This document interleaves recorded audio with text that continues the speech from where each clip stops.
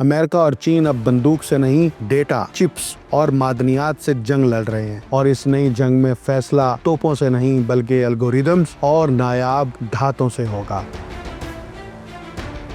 Trump ایک عالمی mission پر نکلے ہیں، نایاب معدنیات کی تلاش اور ان پر امریکی اجارہ داری کے قیام کے مشن پر۔ یہی وہ معدنیاتی مشن تھا جس نے روس یوکرین جنگ کے خاتمے کی بنیاد رکھی۔ چین نے 1 سال کے لیے نایاب معدنی دھاتوں کی فراہمی پر اتفاق کر لیا ہے۔ ٹرمپ نے یہ بھی اعتراف کیا کہ ان کی اور شی جن پنگ کی گفتگو میں انویڈیا کے چپس خریدنے پر تفصیلی بات ہوئی۔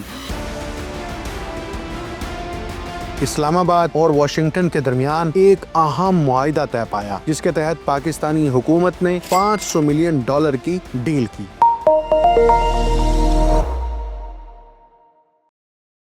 السلام علیکم، میں ہوں ڈاکٹر اکمل سومرو اور آپ دیکھ رہے ہیں وی لاگ سینٹرل۔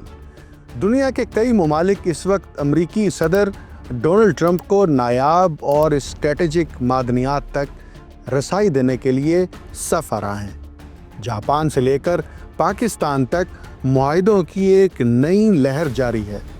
امریکی جریدے فارن پالیسی کے مطابق ٹرمپ ایک عالمی مشن پر نکلے ہیں، نایاب معدنیات کی تلاش اور ان پر امریکی اجارہ داری کے قیام کے مشن پر۔ یہ وہ معدنیات ہیں جنہیں امریکی جیولوجیکل سروے نے امریکہ کی قومی سلامتی کے لیے انتہائی ضروری قرار دیا ہے۔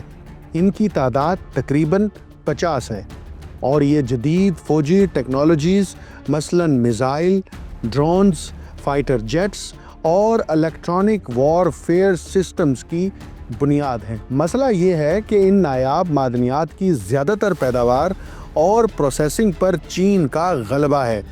بیجنگ طویل عرصے سے ان وسائل کو تجارتی مذاکرات میں بطور ہتھیار استعمال کرتا آیا ہے، اور یہی وہ نقطہ ہے جس نے واشنگٹن کو متبادل ذرائع تلاش کرنے پر مجبور کیا۔ اس وقت امریکہ کی خارجہ پالیسی، جو کبھی امن معاہدوں اور ٹیرف کی دھمکیوں کے گرد گھومتی تھی، اب نایاب معدنیات کے عالمی معاہدوں پر مرکوز ہو چکی ہے۔ مختلف ممالک نہ صرف اس انحصار کو کم کرنے کے لیے امریکہ کے ساتھ شراکت داری کر رہے ہیں، بلکہ ٹرمپ انتظامیہ کی خوشنویدی حاصل کرنے کی دوڑ میں بھی شامل ہیں۔ 8 اکتوبر کو ٹرمپ نے جاپان کی پہلی خاتون وزیر اعظم سانائے تاکائچی سے ملاقات کی تھی، جس میں نایاب معدنیات پر تعاون کے لیے ایک ابتدائی فریم ورک معاہدے پر دستخط ہوئے۔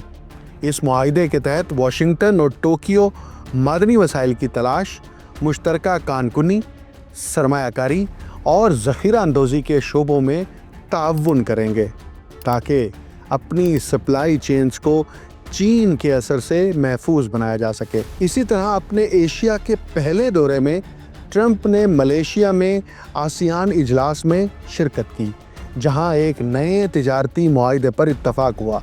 اس کے تحت امریکہ اور ملیشیا نے معدنیات کی عالمی سپلائی چین کو متنوع بنایا، متبادل مارکیٹس قائم کرنے اور ٹیرف میں نرمی پر اتفاق بھی کیا۔ اسی طرح تھائی لینڈ میں ٹرمپ نے ایک اور اہم ڈیل کی، جس کے تحت امریکہ تھائی معدنیاتی شعبے میں سرمایہ کاری کرے گا۔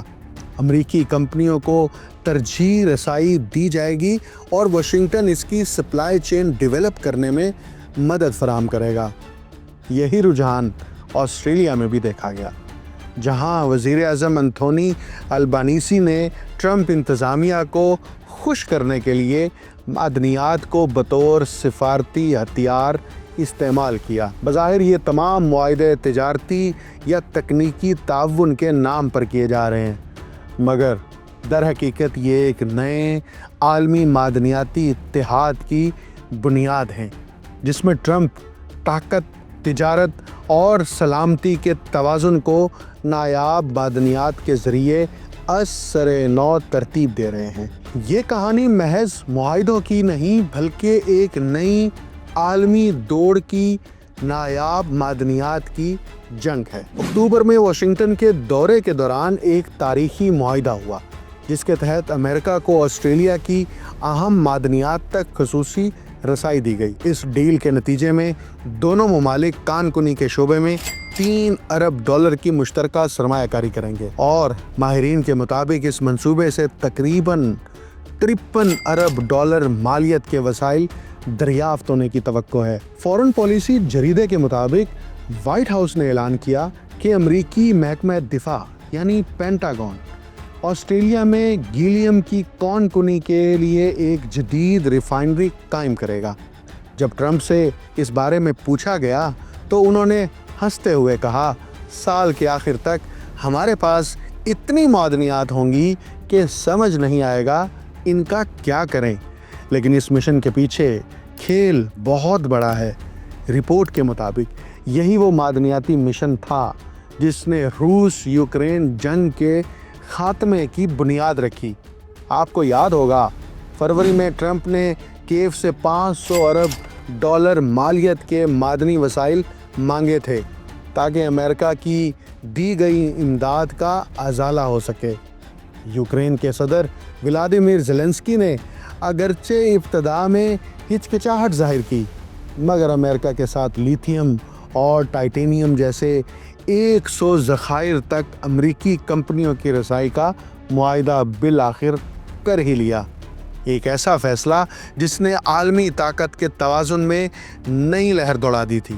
اسی دوران افریقہ میں بھی معدنیات کی جنگ شدت اختیار کر گئی۔ کانگو جو دنیا میں کوبالٹ اور ٹینٹلم کا سب سے بڑا ذخیرہ رکھتا ہے، ہمیشہ سے چین کے زیر اثر رہا ہے، لیکن ٹرمپ انتظامیہ نے چینی غلبے کو توڑنے کے لیے میدان میں قدم رکھا۔ جون میں ٹرمپ نے کانگو اور روانڈا کے درمیان فوجی دشمنی ختم کروا کر معدنیاتی تعاون کا معاہدہ کرایا۔ اس کے نتیجے میں امریکی کمپنیوں کو وسیع ذخائر تک رسائی ملی، اور پھر جنوبی ایشیا کی باری آئی، یعنی پاکستان۔ ستمبر کے آغاز میں اسلام آباد اور واشنگٹن کے درمیان ایک اہم معاہدہ طے پایا، جس کے تحت پاکستانی حکومت نے امریکی کمپنی US اسٹریٹجک میٹلز کے ساتھ $500 ملین کی ڈیل کی۔ اس کے تحت امریکہ کو کاپر اور دیگر نایاب معدنیات تک رسائی حاصل ہوئی، اور اس کی پہلی کھیپ اکتوبر میں امریکہ پہنچ چکی ہے۔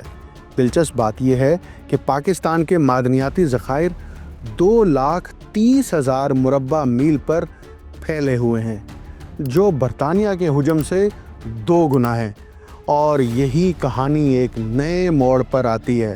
ٹرمپ انتظامیہ نے صرف بین الاقوامی میدان میں ہی نہیں بلکہ امریکہ کے اندر بھی معدنیاتی تسلط قائم کرنے کی کوشش کی۔ جولائی میں امریکی محکمہ دفاع MP میٹلز کان کنی کمپنی کا سب سے بڑا شیئر ہولڈر بن گیا، اور جلد ہی کینیڈا کی 2 بڑی معدنیاتی کمپنیوں میں بھی حصص خرید لیے۔ یہ سب اشارہ کرتے ہیں کہ آنے والا دور تیل یا گیس نہیں بلکہ نایاب معدنیات کا دور ہوگا، اور اس عالمی شطرنج کے تختے پر امریکہ ایک بار پھر اپنے مہرے طاقت، سرمایہ اور سفارتکاری کے امتزاج سے آگے بڑھا رہا ہے۔ شاید اسی لیے کچھ تجزیہ نگار اسے کہتے ہیں the second great scramble this time for the minerals that will run the 21st century۔ آج چین اور امریکہ کے صدر کے درمیان جنوبی کوریا میں ہونے والی ملاقات اسی تسلسل کا حصہ ہے۔ یہ ملاقات اس وقت ہوئی جب امریکی صدر ٹرمپ ایشیا کا دورہ مکمل کر کے واپس واشنگٹن جا رہے تھے، اور چین ایشیا پیسیفک اکنامک کوآپریشن کے اجلاس میں شرکت کے لیے چینی صدر جنوبی کوریا پہنچے تھے۔ یہ ایک غیر معمولی ملاقات تھی جو 2019 کے بعد ہو رہی تھی، یعنی 6 سالوں بعد۔ چین کے صدر شی جن پنگ سے طویل گفت و شنید کے بعد ٹرمپ نے کہا کہ یہ ملاقات 10 میں سے 12 تھی۔ غیر معمولی فیصلے ہوئے، ہم کئی اہم نکات پر نتیجے تک پہنچ چکے ہیں۔ یہ بیان محض سفارتی خوش زبانی نہیں بلکہ عالمی طاقت کے توازن میں ایک نئے امریکی رجحان کا عندیہ ہے۔ دوسری عالمی جنگ کے بعد سے امریکہ اور چین کے تعلقات ہمیشہ دو انتہاؤں کے بیچ جھولتے رہے، کبھی سرد جنگ کے مخالف کیمپوں میں، کبھی تجارتی انحصار کے بندھن میں۔ لیکن اب دنیا نئی سرد جنگ 2 کے دہانے پر ہے، جہاں معیشت، مائکرو چپس، نایاب معدنیات اور مصنوعی ذہانت بندوقوں سے زیادہ خطرناک ہتھیار بن چکے ہیں۔ ٹرمپ شی ملاقات اسی نئے محاذ پر ایک سفارتی اشارہ تھی، اور اس سے چند نکات ابھر کر سامنے آتے ہیں جو نہ صرف مشرق بعید بلکہ پوری دنیا کے لیے اہم ہیں۔ ٹرمپ شی ملاقات سے ہم 5 اہم فیصلوں کا آج جائزہ لیتے ہیں۔ سب سے پہلے، دوروں کی سیاست، طاقت کا علامتی تبادلہ۔ یہ پہلا نقطہ ہے۔ ٹرمپ نے اعلان کیا کہ وہ اپریل میں چین جائیں گے، یعنی آئندہ برس ٹرمپ چین کا دورہ کریں گے، جبکہ صدر شی جن پنگ اس کے بعد امریکہ کا دورہ کریں گے۔ یہ محض دوروں کا تبادلہ نہیں، یہ طاقت کے علامتی بیانیے کی نئی قسط ہے۔ دوسری جنگ عظیم کے بعد جب نکسن نے 1972 میں بیجنگ کا تاریخی دورہ کیا تھا تو دنیا کے تصویراتی توازن نے نیا موڑ لیا تھا۔ آج نصف صدی بعد، یعنی 50 سال بعد، ٹرمپ اسی تاریخ کو دہرا کر بتانا چاہتے ہیں کہ امریکہ اب بھی سفارتی کھیل کا مرکزی کھلاڑی ہے۔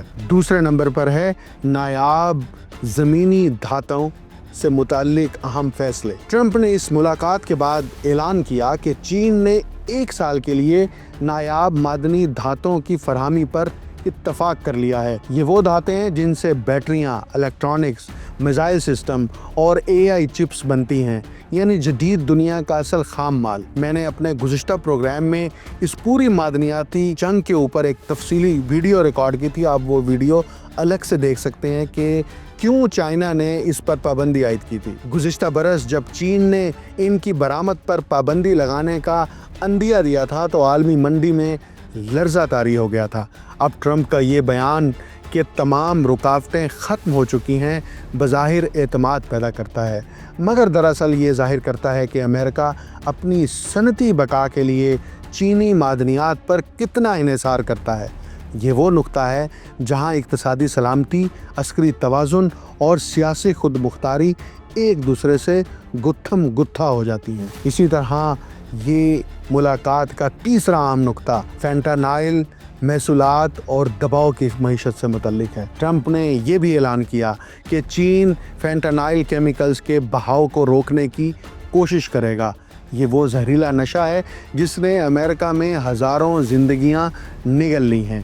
امریکی حکومت نے چین پر 20% اضافی محصولات عائد کر کے دباؤ ڈالا تھا، اب ٹرمپ نے اسے 10% تک کم کرنے کا اعلان کیا ہے۔ بظاہر یہ سفارتی رعایت لگتی ہے، مگر اس کے پیچھے اقتصادی دباؤ کی سیاست ہے۔ امریکہ ٹیکس کم کر کے چین کو نرم رویے کا پیغام دینا چاہتا ہے تاکہ وہ واشنگٹن کی شرائط ماننے کے لیے پھر سے تیار رہے۔ اسی طرح دوسرا اہم نقطہ اس ملاقات کا ہے سیمی کنڈکٹرز چپس ٹیکنالوجی کی جنگ۔ ٹرمپ نے یہ بھی اعتراف کیا کہ ان کی اور شی جن پنگ کی گفتگو میں انویڈیا کے چپس خریدنے پر تفصیلی بات ہوئی۔ یہ وہ چپس ہیں جن پر مصنوعی ذہانت، فوجی الگوریتھمز اور ڈیجیٹل معیشت کی بنیاد رکھی گئی ہے۔ ٹرمپ نے کہا کہ امریکہ اس معاملے میں مرکزی کردار ادا کرے گا۔ اس کے لیے ایک لفظ استعمال کیا گیا جس کو ریفری کہا گیا ہے۔ انویڈیا کی نئی بلیکویل AI چپ چین کو بیچی جائے گی۔ انہوں نے مبہم مگر معنی خیز انداز میں کہا، ہم بلیکویل پر بات نہیں کر رہے، مگر بہت سی چپس ہیں اور یہ ہمارے لیے اچھی بات ہے۔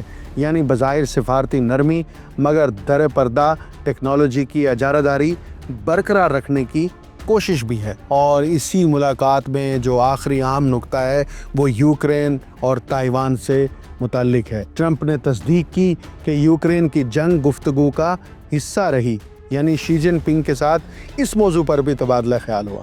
ان کے مطابق امریکہ اور چین انسانی جانوں کے ضیاع کو روکنے کے لیے مل کر کام کریں گے۔ لیکن ساتھ ہی ایک حیران کن جملہ کہا، کبھی کبھی لڑنے دینا پڑتا ہے، پاگل پن ہے مگر یہی حقیقت ہے۔ یہ جملہ کسی حکمت عملی سے زیادہ طاقت کی بے حسی کو ظاہر کرتا ہے، جبکہ تائیوان جو چین کی سرخ لکیر تصور کیا جاتا ہے، اس پر ٹرمپ نے کہا تائیوان پر بات نہیں ہوئی، یہ موضوع زیر بحث نہیں آیا۔ یعنی واشنگٹن فی الحال بیجنگ کو چھیڑنے کے موڈ میں نہیں ہے۔ یہ ملاقات محض دو لیڈروں کی گفت و شنید نہیں تھی، یہ دراصل 21ویں صدی کے نئے عالمی نظام کی جھلک ہے، جہاں تجارت اور جنگ کی لکیر دھندلا چکی ہے۔ امریکہ اور چین اب بندوق سے نہیں، ڈیٹا، چپس اور معدنیات سے جنگ لڑ رہے ہیں، اور اس نئی جنگ میں فیصلہ توپوں سے نہیں بلکہ الگوریدمز اور نایاب دھاتوں سے ہوگا۔ مجھے ڈاکٹر اکمل سومرو کو اجازت دیجیے، آئندہ نئے پروگرام میں حاضر ہوں گے۔ اللہ حافظ۔